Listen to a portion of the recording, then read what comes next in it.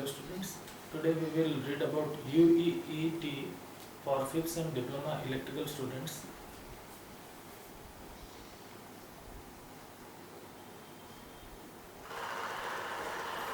And as last class we have already got an introduction about electric heating. Today we will discuss about the methods which are employed for electric heating and the types of electric heating which has been used in industries and in your domestic appliances also. So let us start. So before starting electric heating, let us know what are the types of electric heating are present. Electric heating. So basically there are two types of electric heating.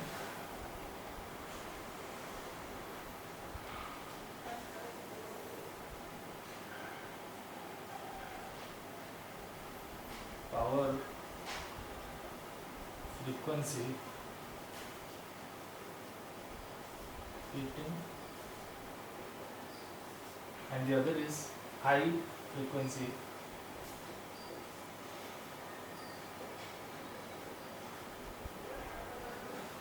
heating.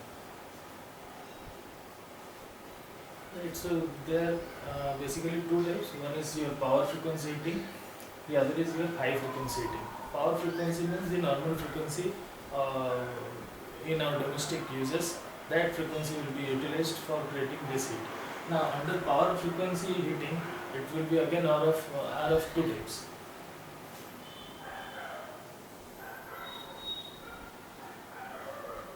One is your resistance heating.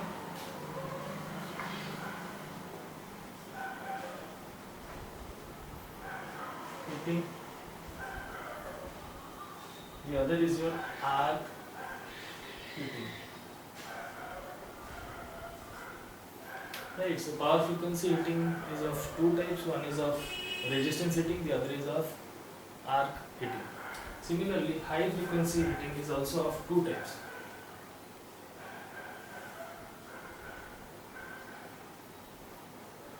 Induction heating, dielectric heating. Yes, dielectric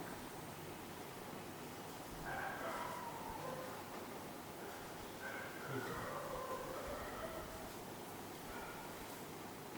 Right. Now further, this resistance heating are again are of two types. First one is direct resistance heating.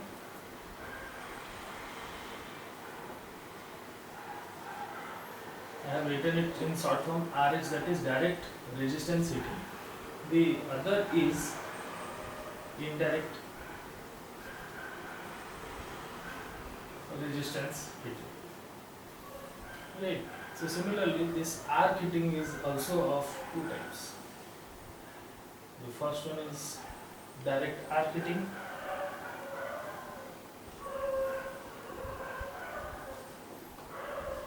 Arc heating again I have written in short A dot H. Similarly, there is another one. This is your indirect arc heating. Right. Now this induction heating is again of two types. What are they? They are four type induction heating.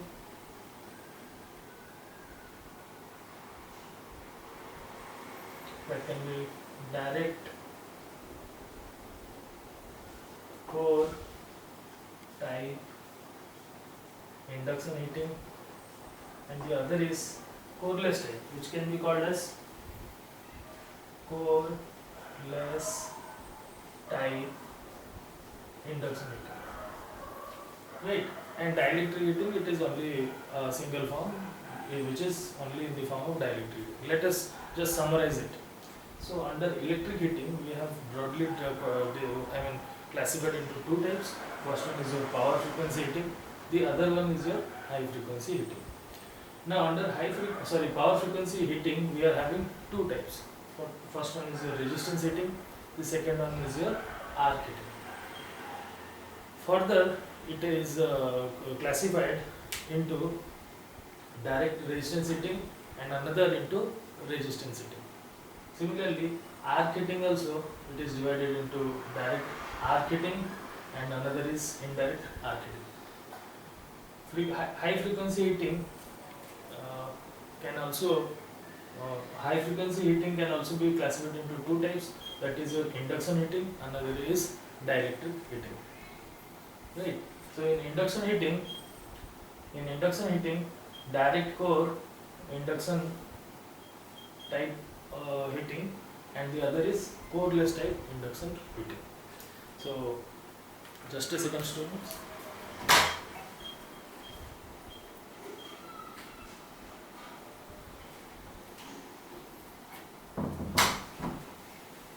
So now this is their classification. Now you will understand each one of them which is in your prescribed course. So let us first understand resistance heating. So let me clear the board.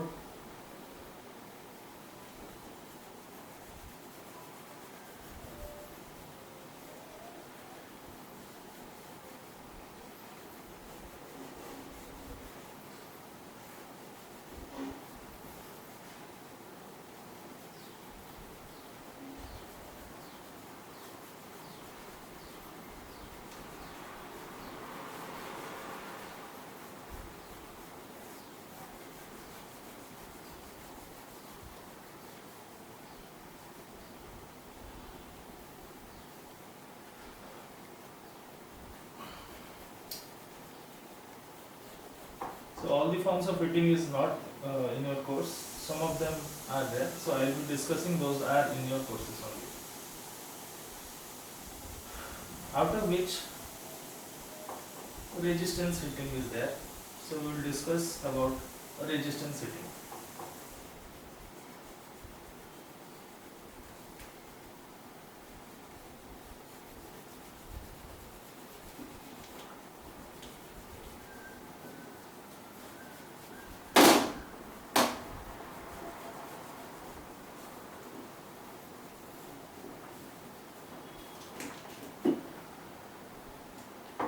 So we will discuss about resistance, direct resistance heating.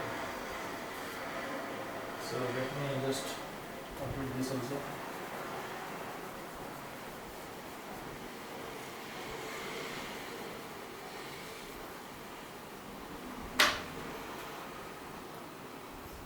Direct resistance heating.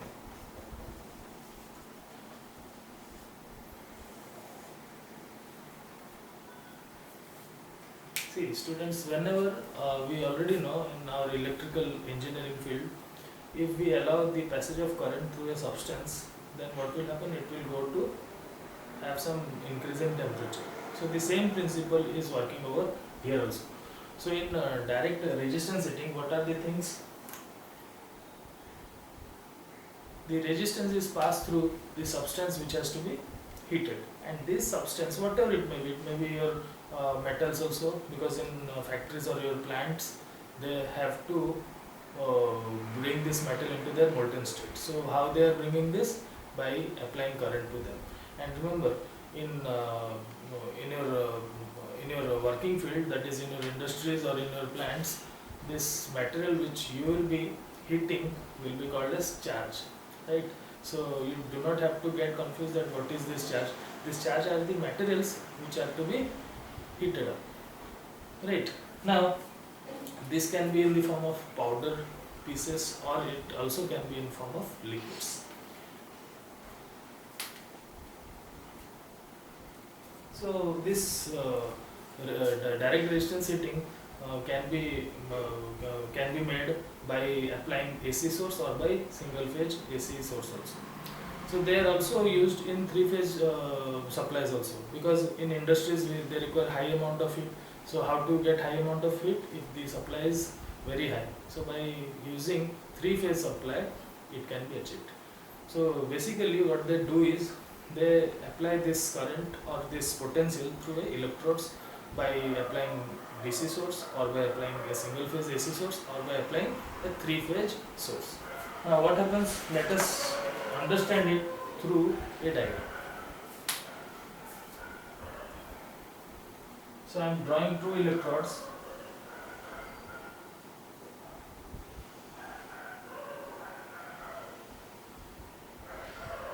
These are two electrodes.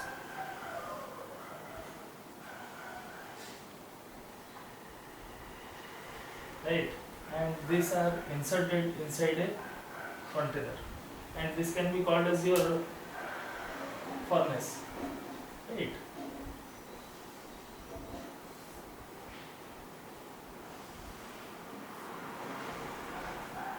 So let me draw it first. I will explain it how the heat is produced and how it is used in industries.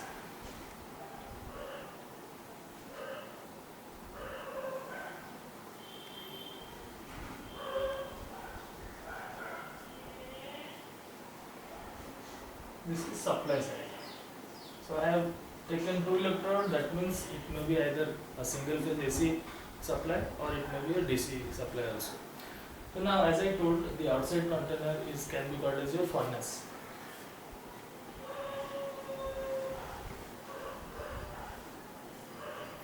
Let me just, for clarity, let me make this furnace some matching lines. Now these are the electrodes. This one. Again, the charge. What is the charge? Charge is the material which has to be heated. So it is present inside this furnace. So I am just drawing this way so that it will be clearly understood to you.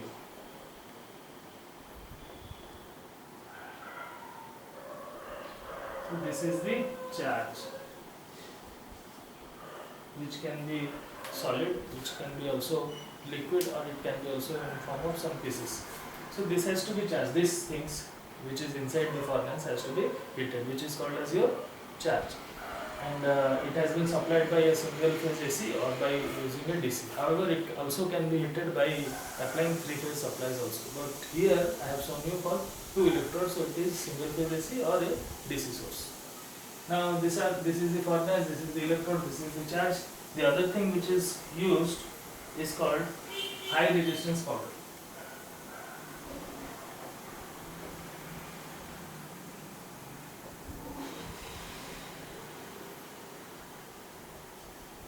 So what is high resistance powder? So in the top of the charge we have placed this high resistance powder. Actually this high resistance powder, as the word suggests, they are having very high resistance. So they are called as high resistivity powders or high resistance powder. So why it is applied? So to avoid some short circuit cases, this high resistive powder are applied on the surface of the charge, so that the current will not get into short circuited, and it will take some high amount of current so as to heat the material. Now in this method of direct resistance heating, it is heated up to 1400 degrees centigrade. So how much is the temperature? 1400 degree centigrade. But there is one thing which is not achieved. The automatic control of the temperature is not achieved in this process. And also in this method, the operating temperature, which is around 1400 degrees centigrade, is it can be started from 500. So the range is from 500 to 1400 degrees centigrade. Now the application. What are its application? Its application is in salt bath furnaces, which is used in the industries to melt the metals. Right. Now this is the resistance, direct resistance heating. Now we will discuss about indirect resistance heating. So let me just clear this section.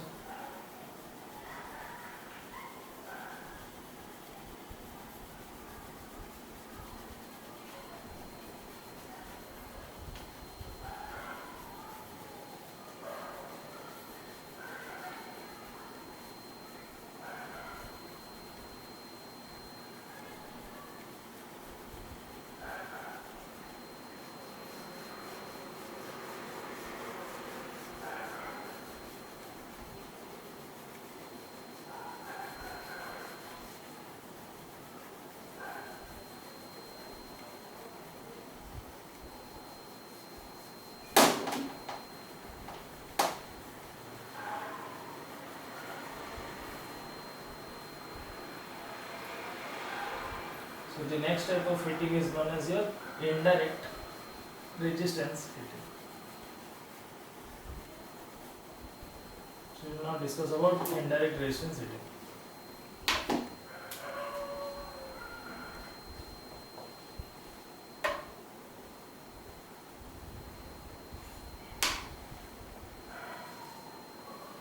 Indirect resistance heating.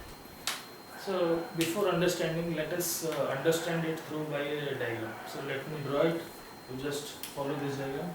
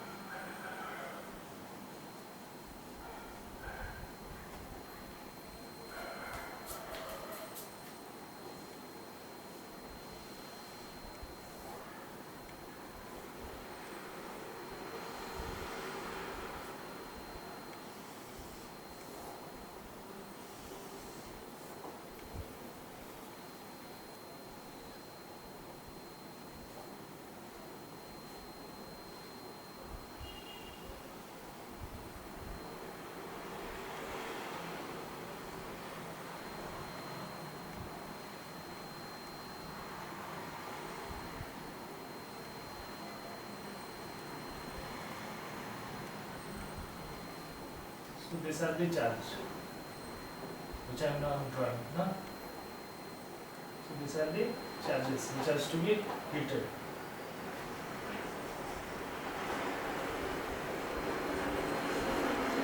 Right.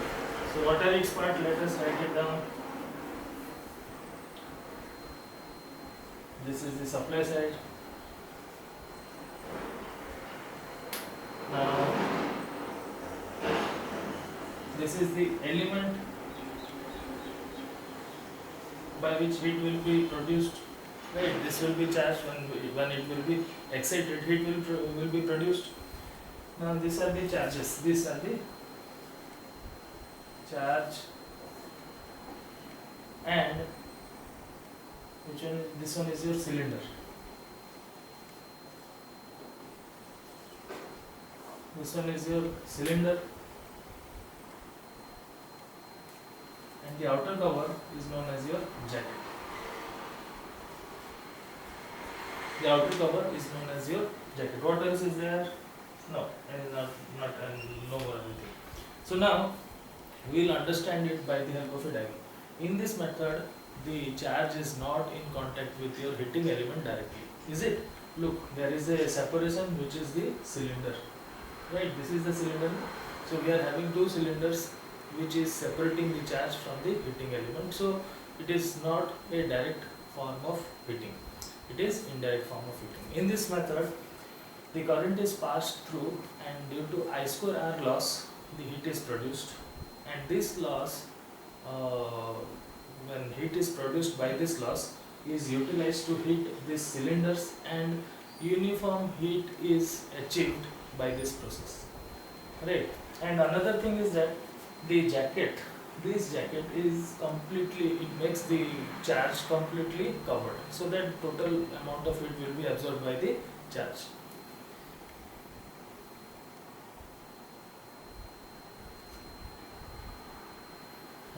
The other thing is that automatic temperature. In this arrangement, we can achieve automatic temperature control. So in the earlier case, in case of a direct heating, direct resistance heating, automatic temperature control was not achieved. But in this case, we can achieve automatic temperature control, and it can be operated by both by AC and DC. Right? It can be operated by the AC supply or by DC supply. So with this we conclude our classes, that is your resistance heating, which was your direct heating, and the another was your indirect heating. You go through this and try to just read out those notes from the electric heating part, and you will be having this diagram also in this notes. So please go through it, students. Thank you for watching.